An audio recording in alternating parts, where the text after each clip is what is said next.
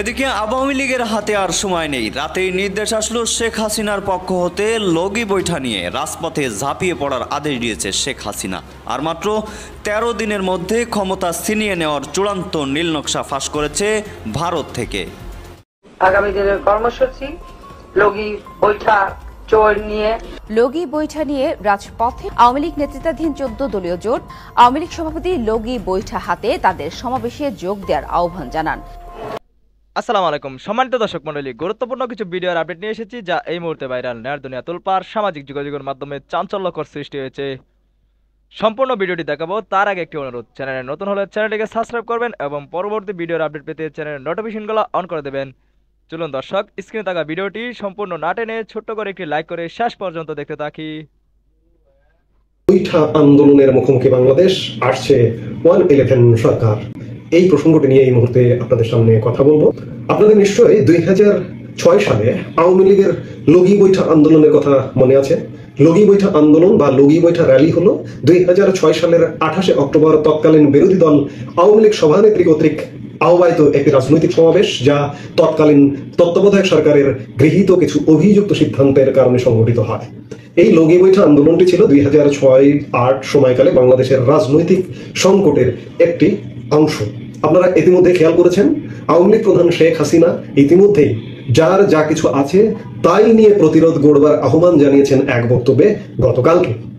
কাজেই শুরু হয়ে গেছে।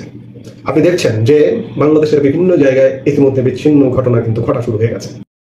গতকালকে ফরিদপুরের ভাঙ্গায় দেখলেন কি ঘটলো, কিংবা আজকে নারায়ণগঞ্জের ফতুল্লায় আওয়ামী লীগের মিছিলে বিএনপির বাধা, বিএনপি কর্মীদেরকে গণধোলাই দিয়েছে আওয়ামী লীগ। এবং আজকে রাজধানী ঢাকার শ্যামলীতে আওয়ামী লীগের মিছিল, সেই মিছিলে বিএনপি বাধা দিতে গেলে তাদেরকে ধাওয়া দিয়েছে, বিএনপির কর্মীরা পালিয়ে গেছে। এমনকি পুলিশের কাছ থেকে, পুলিশ মিছিল থেকে শ্যামলীতে অ্যারেস্ট করতে গেলে পুলিশের কাছ থেকে ছিনিয়ে নেবার মতো ঘটনা ঘটছে। এই ভিন্ন ভিন্ন বিচ্ছিন্ন ঘটনাগুলো এক হয়ে যাবে খুব শীঘ্রই সেটি। এবং আজকে বাগেরহাটে, রাজধানীর বাইরেও বিভিন্ন জায়গায় এমনটা হয়েছে। নির্বাচনী সীমানা পুনর্নির্ধারণের প্রতিবাদে বাগেরহাটে মিছিল সমাবেশ হয়েছে। গতকালকে তো ভাঙ্গা দেখেছেন, এমনটা বিভিন্ন জায়গায় হচ্ছে। অর্থাৎ একটা লগি বৈঠা আসছে, কারণ আওয়ামী লীগ নেতাকর্মী যারা বাংলাদেশে আছে বলতে বাংলাদেশে 99% আওয়ামী লীগ নেতাকর্মী বাংলাদেশে আছে। কিছু চিহ্নিত দেশের বাইরে চলে গেছে, তাদের কথা আলাদা। কিন্তু বাংলাদেশে আওয়ামী লীগ নেতাকর্মীদের বাঁচতে হলে যুদ্ধ করতে হবে, এটি ইতিমধ্যেই তারা বুঝে গেছে। এবং যুদ্ধ, খণ্ড খণ্ড যুদ্ধ ইতিমধ্যে শুরু হয়ে গেছে। এবং দিন যত যাবে এটি আরো তীব্র থেকে তীব্রতর হবে, সেই আলামত চারপাশে স্পষ্ট। এই আলামত থেকে সরকারের ভেতরেও কিন্তু যদিও আপনি দেখেন যে সরকার তো চলছে, সরকার তো নড়চড় করছে না, সরকার চলছে, কিন্তু ভেতরে একটা ভয়ও কাজ করছে। আমরা যে ভাবি যে সরকারকে ভয় পায় না, প্রবল প্রতাপশালীও বানের জলের মতো ভেসে যায়, অথচ ইউনূস সরকার বা ইউনূস সরকারের পরিষদে যারা আছে তারা কি ভয় পায় না? অবশ্যই ভয় পায়। তারা এটি অন্ততপক্ষে বোঝে যে এই পরিস্থিতিটা যদি চেঞ্জ হয় তাহলে কি হবে। শুধু সরকার না, সরকারের সহযোগী যে রাজনৈতিক দলগুলো এই মুহূর্তে আছে তারাও কিন্তু ভয় পায়। গতকালকের একটা ফেসবুক স্ট্যাটাস, এই সরকারের অংশীজন রাজনৈতিক দলের একটি নেতা ফেসবুক স্ট্যাটাস আমার চোখে পড়লো, যার কারণে আমি সেটাও আপনাদের সাথে একটু শেয়ার করতে চাই। যে ভিপি নুরের রাজনৈতিক দল গণ অধিকার পরিষদের সাধারণ সম্পাদক রাশেদ খান ফেসবুকে একটি স্ট্যাটাস দিয়েছেন। তিনি সেখানে লিখেছেন, ডক্টর মোহাম্মদ ইউনূস স্যারের সমালোচনা আমিও করেছি, সামনেও করব, কিন্তু তাকে দায়িত্ব থেকে সরিয়ে কিংবা অন্তর্বর্তীকালীন সরকার ভেঙে দিয়ে তত্ত্বাবধায়ক সরকার গঠনের পক্ষে আমি নই। এর কারণ হলো, নতুন করে নির্বাচনকালীন তত্ত্বাবধায়ক সরকার গঠন করতে গেলে গণ অভ্যুত্থানের অংশীদার রাজনৈতিক দলগুলো ঐকমত্যে পৌঁছাতে পারবে না, বরং বিভাজন বাড়বে। সেই সুযোগে বাংলাদেশে আরেকটি 1-11 নেমে আসবে। সেক্ষেত্রে গণ অভ্যুত্থান পরবর্তী সরকারে অংশ নেওয়ার অপরাধে ডক্টর মোহাম্মদ ইউনূস সহ সকল উপদেষ্টাদের গ্রেপ্তার করা হবে। গণ অভ্যুত্থানের শক্তিগুলো বিভাজিত হওয়ার কারণে 1-11 সম্ভাবনা বাড়ছে। আমার কাছে মনে হচ্ছে বিদেশি একটা এজেন্সি গণ অভ্যুত্থানের শক্তিগুলোর সম্পর্ক বিনষ্ট করতে কাজ করছে। হয়তো দলগুলো তা বুঝতে পারছে না। দেশ ও জনগণকে বাঁচাতে আমাদের ঐক্যবদ্ধ থেকে অন্তর্বর্তীকালীন সরকারকে সহযোগিতার বিকল্প নেই। ডক্টর মোহাম্মদ ইউনূস ব্যর্থ হলে পুরো বাংলাদেশের স্বপ্ন বিনষ্ট হবে। ইউনূস গত 14 মাসে পুরোপুরি ব্যর্থতাই পর্যবেসিত হয়েছে। এটি প্রথমত, ডক্টর ইউনূস আসলে বাংলাদেশে একটা বিভাজন তৈরি করেছেন। তিনি ক্ষমতা নিয়েছেন, নিয়ে তিনি যদি সবাইকে নিয়ে একসাথে কাজ করতেন, একসাথে কাজ করে নির্বাচনের পথে এগিয়ে যেতেন, তাহলে আজকে এই যে লগি বৈঠার প্রশ্ন আসছে কিংবা 111 সরকারের প্রশ্ন আসছে, এগুলো আসতো না। গর্তটা তো তিনি নিজেই খুঁজেছেন, গর্ত খোঁড়ার পরে আজকে এই প্রশ্নগুলো আসছে। কারণটা হচ্ছে যে দেখুন, আওয়ামী লীগকে আপনি বাদ দিয়েছেন, কার্যক্রম বন্ধ করেছেন, এটি একটা আপনাদের ভুল সিদ্ধান্ত। এটি আপনাদের এই 111 আসবার জন্য একটা বড় গর্ত। কারণ আওয়ামী লীগকে কেন বাদ দেবেন? আওয়ামী লীগের দুর্বৃত্ত থাকলে তাদেরকে ধরুন, তাদেরকে অ্যারেস্ট করুন। অতীতের আমরা এই বিশেষ ধরনের সরকার 111 সরকার দেখেছি, কিংবা আমাদের সংবিধানের 3 মাসের তত্ত্বাবধায়ক সরকার দেখেছি। কোথাও কি কোনো রাজনৈতিক দলকে তারা বাদ দিয়েছে? বাদ দেয়নি। দুর্বৃত্তদের অ্যারেস্ট করেছে। আওয়ামী লীগের দুর্বৃত্তদের অ্যারেস্ট করুন, বিএনপির দুর্বৃত্তদের অ্যারেস্ট করুন। এই যে নতুন উদাহরণ তো তৈরি হলো সামনে, নেপাল। নেপালের সুশীলা কার্কি সরকার কোনো রাজনৈতিক দলকে কি বাদ দেওয়ার কথা বলেছে? বলেনি। এর কারণে নেপাল ভুল করবে না। 6 মাসের একটা সময় নিয়েছে, 6 মাসের মধ্যে নির্বাচন দিয়ে চলে যাবে।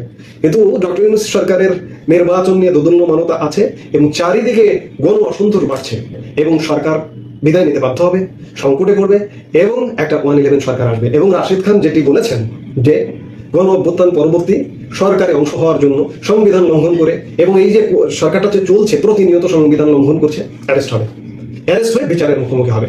ডক্টর ইউনূস নিজেই নিজের গর্ত খুঁড়ে সেদিকেই যাচ্ছে।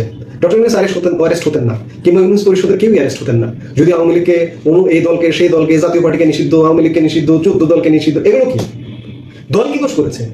এই কথাগুলো বারবার বলছে, আবারও রিপিট করছি।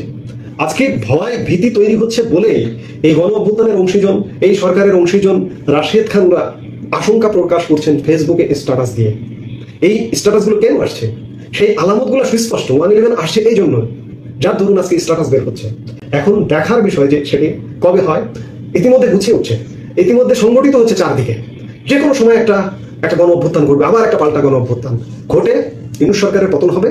ইউনূস সরকার নির্বাচন করে যেতে পারবে না। আগে শতবার বলেছি, আরো শতবার বলবো, পারবে না। 111 সরকার আসবে এবং ইউনূস সরকারের পরিষদের লোকজন অ্যারেস্ট হবে।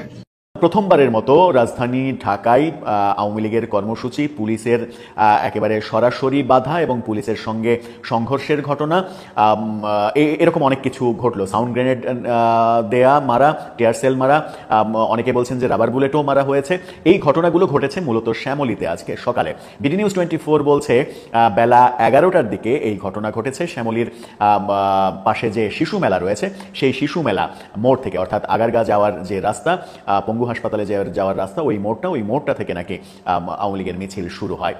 অনেকে অনির্ভরযোগ্য সূত্রে ফেসবুকে লেখালেখি হচ্ছে যে আওয়ামী লীগের এই কর্মসূচির খবরটা আইন শৃঙ্খলা রক্ষাকারী বাহিনী আগেই টের পেয়েছিল। তারা টহল জোরদার করে এই এলাকায় এবং সেখানে অন্তত 4 গাড়ি পুলিশের টহল দেখা যায় এবং আর্মির টহলও দেখা যায়। এরই মাঝে আওয়ামী লীগ তাদের মিছিল করেছে এবং সেই মিছিলে গ্রেপ্তারের ঘটনাও ঘটেছিল।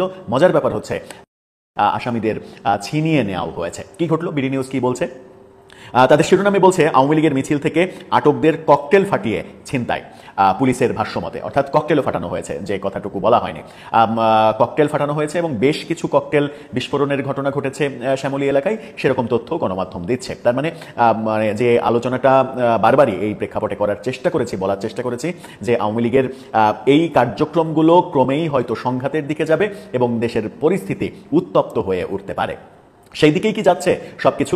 বিডি নিউজ 24 বলছে যে পুলিশের ভাষ্য, আওয়ামী লীগের ব্যাকআপ টিমের জন্য আটককারীদের ধরে রাখা সম্ভব হয়নি। তার মানে একদল মিছিল করেছে, আর একদল ব্যাকআপ দেওয়ার জন্য ছিল, এবং সেই দলটা বড় একটা দল, 25 থেকে 30 জনের মোটরসাইকেলের দল, এবং তারা এসে আসামি ছিনতাই করে, ককটেল ফাটিয়ে আসামি ছিনতাই করে নিয়ে গেছে, এমনটা বলা হচ্ছে। বিডি নিউজ বলছে রাজধানীর শ্যামলীতে আওয়ামী লীগের মিছিল থেকে আটক কয়েকজনকে ককটেল ফাটিয়ে ছিনিয়ে নেওয়া হয়েছে বলে পুলিশ নিশ্চিত করেছে। ঘটনাস্থলে থাকা একজন পুলিশ সদস্য বিডি নিউজ 24-কে জানিয়েছে বেলা 11টার দিকে শ্যামলীর শিশু মেলার মোড় থেকে আওয়ামী লীগের নেতাকর্মীরা মিছিল বের করে আগারগাঁওয়ের দিকে যাত্রা শুরু করে। পুলিশ সেখান থেকে 5-6 জনকে ধরে ফেলে। এরপর পেছন থেকে আওয়ামী লীগের আরেকটা দল 25 থেকে 30টি মোটরসাইকেলে করে এসে কয়েকটি ককটেল ফাটিয়ে পুলিশের কাছ থেকে আটকদের টেনে হিঁচড়ে ছাড়িয়ে নিয়ে যায়। শেরেবাংলা থানার ওসি মোহাম্মদ ইমাউল হক তিনি গণমাধ্যমকে বলেছেন, শ্যামলী শিশু মেলার মোড়ে আমাদের বেশ কয়েকজন পুলিশ সদস্য থাকা অবস্থায় আওয়ামী লীগের লোকজন মিছিলের প্রস্তুতি নিচ্ছিলেন। 5-6 জনকে আটক করা হয়। মানে শেরেবাংলা থানার ওসি বলছেন মিছিলের প্রস্তুতি নিচ্ছিলেন, কিন্তু বিডি নিউজ 24 বলছে যে মিছিল হচ্ছিল, সেখান থেকে 5-6 জনকে গ্রেপ্তার করা হয়। ওসি যেটা বলছে যে সেই প্রস্তুতিকালে 5-6 জনকে আটক করা হয়। এর সাথে সাথে 25 থেকে 30টি বাইক দিয়ে ব্যাকআপ টিম হিসেবে কিছু লোকজন আসে। তারা এসেই কয়েকটি ককটেল ফাটায়, আটককৃতদের ছাড়িয়ে নিতে তারা ধস্তাধস্তি করে এবং ধস্তাধস্তি করে আটককৃতদের ছাড়িয়ে নিয়ে যেতে সক্ষম হয়। এই প্রথমবারের মতো বোধহয় এই ঘটনাটা ঘটলো। আমরা গতকালকে যেটা শুনেছিলাম বিভিন্নভাবে খবরে এবং সামাজিক যোগাযোগ মাধ্যমে, যে গতকালকে দুপুরে তো দর্শক মণ্ডলী, সম্পূর্ণ ভিডিওটি দেখলেন। ভিডিওটি আসলেই গুরুত্বপূর্ণ। এরকম গুরুত্বপূর্ণ ভিডিওর আপডেট পেতে আমাদের চ্যানেলটি অবশ্যই সাবস্ক্রাইব করবেন এবং নিত্য নতুন আপডেট পেতে আমাদের চ্যানেলের নোটিফিকেশনগুলো অন করে দিবেন। আমরা নিরপেক্ষভাবে সব ভিডিও প্রকাশ করে থাকি। আপনারা একটি লাইক, কমেন্ট, শেয়ার করলে আমরা ভিডিও বানাতে উৎসাহ পাই। চলুন দর্শক, আজকের মতো বিদায় নিচ্ছি। দেখা হবে অন্য কোনো ভিডিওতে। সেই পর্যন্ত সবাই সুস্থ থাকুন, ভালো থাকুন। আসসালামু আলাইকুম ওয়া রাহমাতুল্লাহ।